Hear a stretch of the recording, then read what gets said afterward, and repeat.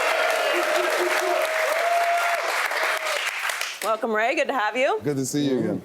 Ray, the Falcons' offense was one of the best in NFL history this season. How do the Patriots contain all of their weapons? Yeah, you know what? If you go through the history, right, what Belichick has been able to do against the Peyton Mannings and the many AFC championships as these guys played in, you wondered how Ty Law would always find a way to intercept Peyton Manning at a big crucial moment in the game. So I think when you're talking about scheme-wise, he has a way to kind of get at quarterbacks. But when you think about the Atlanta Falcons, Julio Jones on one side, Mohamed Sanu on another side, Taylor Gabrielle coming in as a slot man, Austin Cooper, tight end, Devontae Freeman, Tevin Coleman. These weapons can't be stopped. Now, I watched this game up close when they played Green Bay in the NFC Championship. And I'm at this game, and I'm sitting there saying, wait a minute. Are they that dominant? And I'm starting to pay attention to, they are that dominant, right? Because if you play them in cover one, Skip, you're going to have a problem because nobody can cover Julio Jones. But what nobody doesn't understand, one of the biggest pickups Atlanta Falcons has now had is Mohamed Sanu. He's a mismatch problem. He was the same mismatch problem in Cincinnati. He was. But now he has a complement in Julio Jones. Listen, what they're doing with Tevin Coleman and Freeman. So you hear all of the shiny pieces, right, that I truly believe they will run their course. Everybody will come to play. The number one thing, and I said this 2 weeks ago in Atlanta, Matt Ryan has to outplay Tom Brady. And they understand that. And so if you're Bill Belichick, the number one thing you're doing is you want to get to the head of the monster. And I'm telling you, over the years, if you think about it, a few years ago, Matt Ryan is in the same situation. They have to get him going. He's the only passer that has to drop all the way back. Tom Brady getting the ball out 2.6, 2.4 seconds. So that's coming out fast. Matty is a 5-7 step drop guy. And so if New England can disrupt his timing, then everything changes. Now, I truly believe this, that if you put the ball in those two running backs' hands, it's a totally different ball game. It keeps Tom Brady on the sideline, but it takes all the pressure off Matt Ryan as well. And I truly believe you must figure out a way to take Brady out of the game, not by just giving him, because they have a young secondary, very young secondary. Their linebackers and their secondary, they don't play that well together. If you watch them in the Green Bay game, a lot of wide open shots. You watch what Tom Brady done to Pittsburgh Steelers last weekend. He plays the most basic football ever, and that's why I want to see if Matt Ryan can match that score for score. So you're saying, bottom line, that even the mastermind Belichick cannot contain and control all those weapons. If Matt Ryan is hot, come Sunday, Super Bowl Sunday, there's nothing they can do. Skip, I watched it up close enough to where I sat there and I did not want to be bothered at the game in Atlanta. I'm like, I need to see what's all the raving about this offense. And I'm looking at the mismatch problems. Julio Jones is a problem by himself. Sure. Right now. There's nobody that can guard him one-on-one, which means you must play a 7-man box. Okay. Which means if you play a 7-man box, Shay, then you're going to run the ball. And what Freeman and this young kid Coleman are doing right now, running the football, nobody talks about the two-headed monsters. This is one thing that I always appreciated when we went on our Super Bowl runs was the two-headed monsters. We had Jamal Lewis. We had Priest Holmes. You did. We had that 1-2 combination. Yep. So you take pressure off of the quarterbacks. And Matt Ryan is a quarterback that now, Julio Jones saying, anybody cover me, throw me the ball. Mohamed Sanu saying, anybody cover me, throw me the ball. So I just think this is the one offense we've seen in a very long time that has mismatches all the way across the board.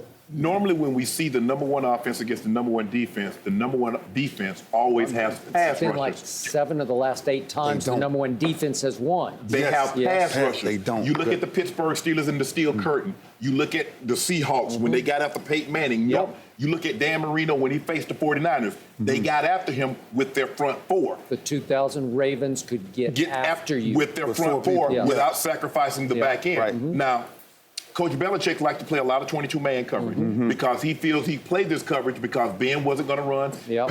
He played this coverage almost extensively against Peyton Manning because Peyton was never going to go anywhere. Right. But Matt Ryan has legs and he can run. And see, the thing is, Skip, when you look at this, the biggest key for Atlanta is first down. No negative plays on first down.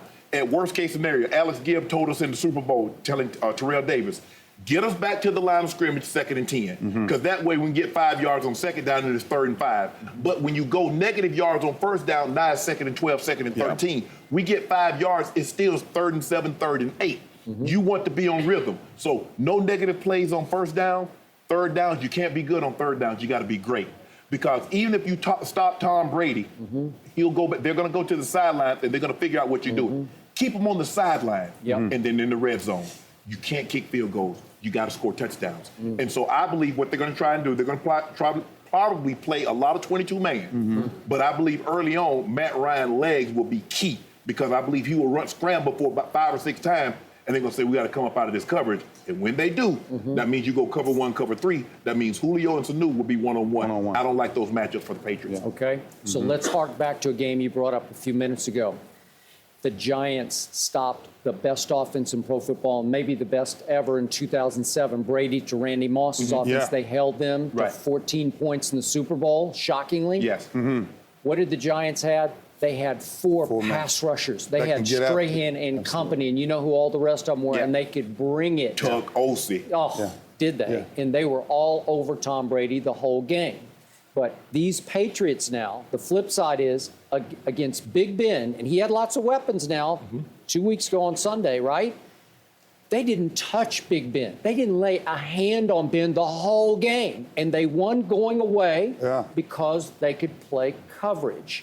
And they took Le'Veon, who had some kind of groin injury, but he was no factor in the game. So they couldn't run it, and they really couldn't throw it because of the complex coverages that had been a little off balance the whole game. I don't know, and they picked him off, and they did it with coverage. I'm not sure you can flat out do it with coverage against Matt Ryan and those weapons. You can't because they can run the footballs. Yeah. That's the difference, right? You take Le'Veon Bell out of the game, Pittsburgh Steelers is a totally different ball club, right? But one thing, nobody does this against Brady, and it shocks me why coordinators don't play this game against Brady.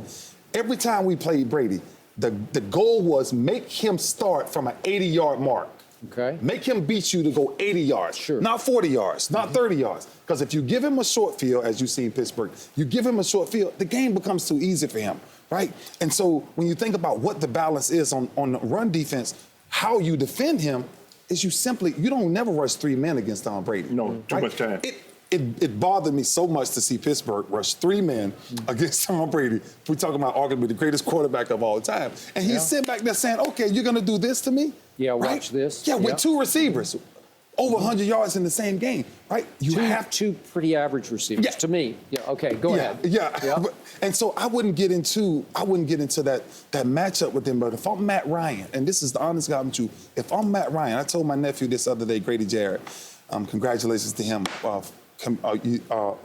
making it with the Falcons. I told him the other day, Matty Ice got to go after Tom Brady. The bottom line is I'm coming in this game to put up 35, 40 points easily because that's what their offense has the capability of doing. You put Tom Brady against that defense too long, he's going to figure it out. He's going to get you in the fourth quarter, last drive, and then he goes off and rises into the Super Bowl. And this is why Atlanta is big for them to convert on third downs because you want to keep the defense on the field. Because when they go to the sideline, Coach Belichick and Patricia will figure out what you're doing. It's hard to figure out what someone's doing while they're on the field. So keep them on the field. The last 8 games, opening drives, Atlanta has a touchdown. The last 14 opening drives, the Patriots defense hasn't given up a touchdown. Atlanta knows they're not winning a 21-17 ball game. Right. They need to get into their wheelhouse. Make it a 35-38 ball game. Make it a 41-38 ball game because this is what you can do. The thing that hurt the Pittsburgh Steelers is once they shut down the run, their running backs were rendered useless. Well, if you stop the run with Atlanta, they can throw the ball to Tevin Coleman and Devontae Freeman. What hurt Tom Brady the most wasn't so much the pass rush in that Super Bowl, the first Super Bowl, they couldn't run the ball. That's it. No. So they're not even worried about the run. It's like with a 4-man front. With a 4-man. See, if you can't run the ball and a guy can just jump off the rock, he doesn't have to sit in his stance and catch because of the run, you got no chance of beating him. No chance. Okay. But if there's any resemblance or any threat of the run, that's what happened to the Broncos because all of a sudden this year, Skip, they couldn't play with the lead. So now they go from 3rd in the run, in the rush defense to 29th, and all of a sudden Bond and D where they're not having the impact that they normally have. Okay, back to Ray's original point. I don't love this Patriot defense against Matty Ice and all those weapons. As sound as it is, as well coached as it is, I don't know. There's not enough firepower and star power to match up. Which is why I told you yesterday, the antithesis of all this is, the X factor for me is, if they unleash LeGarrette Blount and try to keep Matty Ice off the Yes. field by giving him 25 carries. I can see that. Okay, just to hold on to the ball as long as you play keep away, because I don't think this defense can contain those weapons we talked about. Listen, Dan Quinn has to figure out something from the linebacker position to the cornerbacks. Yeah. Because if he don't figure out the secondary, that back end, Yeah. it's kind of too easy for him to play that game.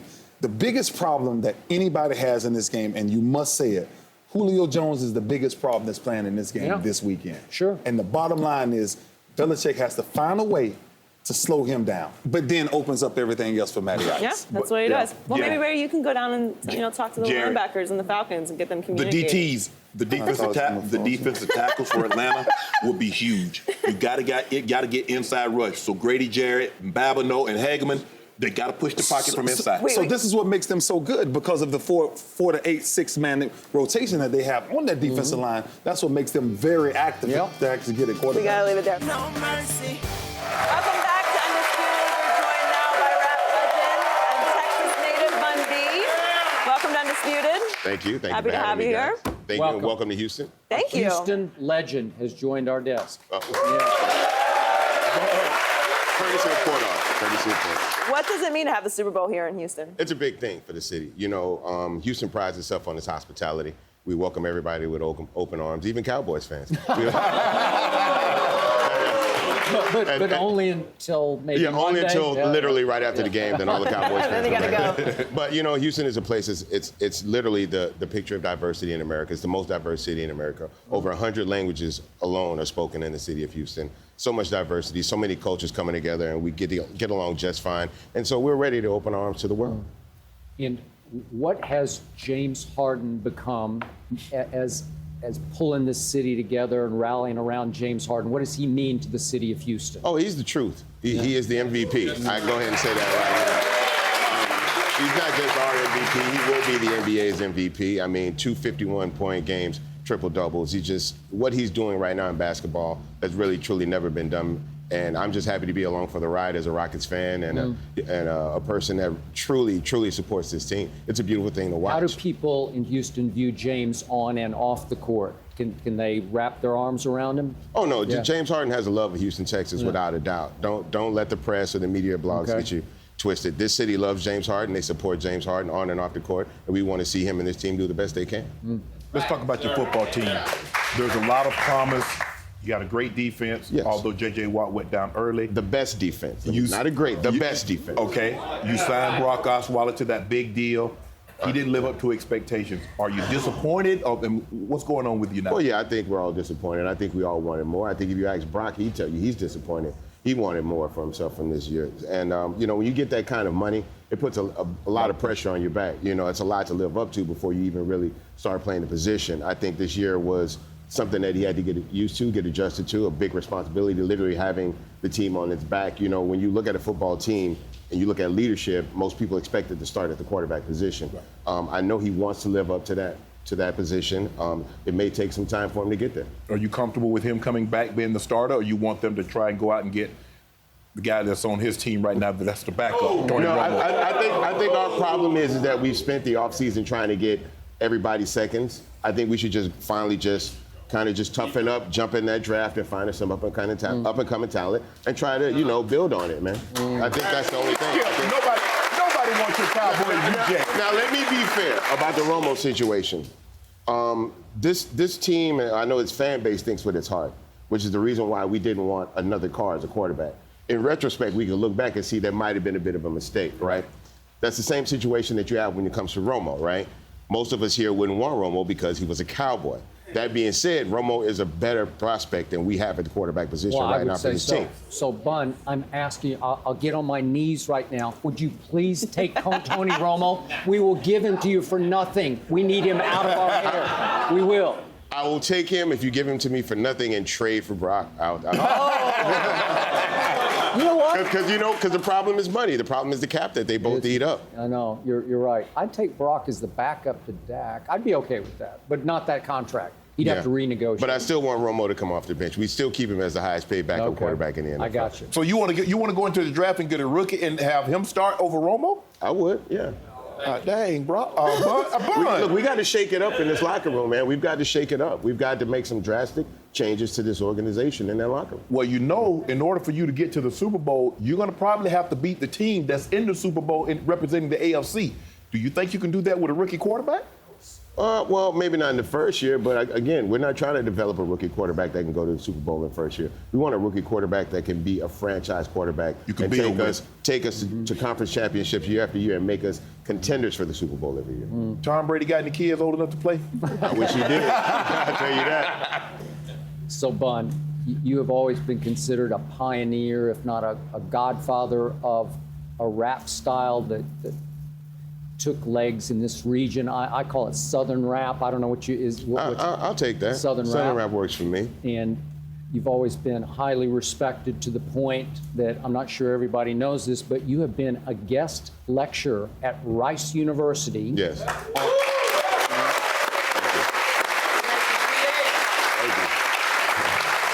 On a topic that fascinates me, and that is the connection or the relationship between hip hop and religion. Yes. Can you just give us a taste of what your view is on that? Absolutely.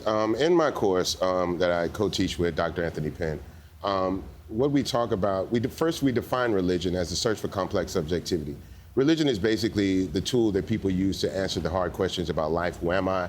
Why am I here? And most people tend to choose their religion based on the one that answers those questions for them. Yep. Well, we posit also that people tend to choose the music that they listen to based on the life that they want to live, the people they want to be around, and basically the choices they want to make in life. So the same way that you may grow up in a house that maybe practice Catholicism, but as you grow older, maybe Christianity works better for you. Maybe you grew up in a house raised off blues and jazz music, and maybe R&B or pop music lends itself more to you as you grow older. And in our classroom, we view religion as whatever makes you want to be a better person and contribute to humanity.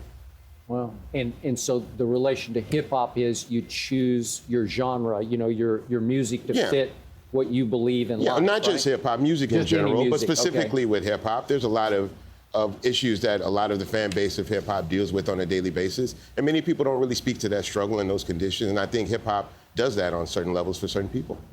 Did you think hip hop, I mean, when it first came out in the early 80s, did you think hip hop would be where it is now and continuing to grow? I hoped it would. I hoped it would be around long enough for me to become a part of it. And actually on the 21st of February, UGK will be celebrating its 25th year anniversary. Wow. So we've been doing it for 25 years. And, 25 years in now and 40 years after the genre started, I see no ends to it. It's a part of every facet of life. It sells every household product you could think of. It promotes every television show, movie, or any entertainment that you could think of. And it's a part of our culture now as Americans. When did you see it branch out? Because when it first started, it was black. Right. And now it's all consuming.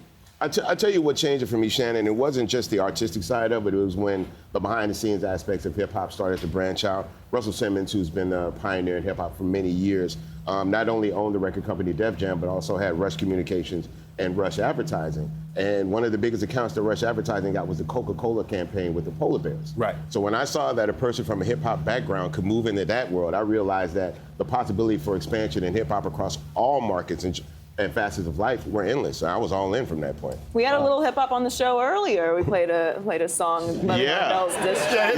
Yeah. I've been waiting to talk about it. And by the way, what grade would you give just the track? I'll give him a C. I'll give him a C? Oh, I thought it was better than that. No, he's got some. He's about as good a rapper as I am a football player. Wait, hold on. Y'all saying that like I suck at football. I think it was fun to see. It's fun. It's a good way for him to get his stress off. Yes. What does he need to improve on? Delivery, flow? Practice makes perfect. Right.